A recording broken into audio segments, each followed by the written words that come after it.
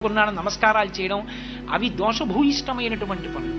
దీపం పెట్టడం అన్నప్పుడు దీపాన్ని ఎక్కడ ఉంచడానికి అనువైన ప్రదేశమో అక్కడే దీపాన్ని ఉంచాలి. నాకు చాలా బాధాకరంగా ఎక్కడ అనిపిస్తుందంటే, కార్తీక మాసంలో మీరు ఏ శివాలయానికి వెళ్ళండి, భక్తి ఎక్కువైపోయి నందీశ్వరుడి వెనక భాగంలో పెడతారు. నిన్ను కూర్చోబెట్టి పెడితే దీపం కూర్చోగలవా?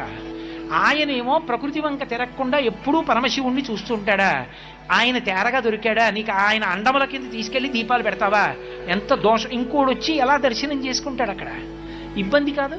ఒక పని చేస్తున్నామంటే ఏదో చేయడం కాదు, కొంచెం మనసు పెట్టి విచారణ చేసి మనిషిగా నువ్వు ఎంత పరిజ్ఞానంతో పరిపక్వతతో పరిణితితో చెయ్యవలసిన అవసరం ఉంటుందో ఆ పరిణితితో ఆ కార్యాన్ని చెయ్యాలి తప్ప సమస్త లోకమునకు ఉపకారం కోసం నిర్దేశింపబడినటువంటి ఒక ప్రత్యేకమైన కార్యాన్ని వేరొక అపకారం జరగడానికి అనువుగా మాత్రం చెయ్యకూడదు.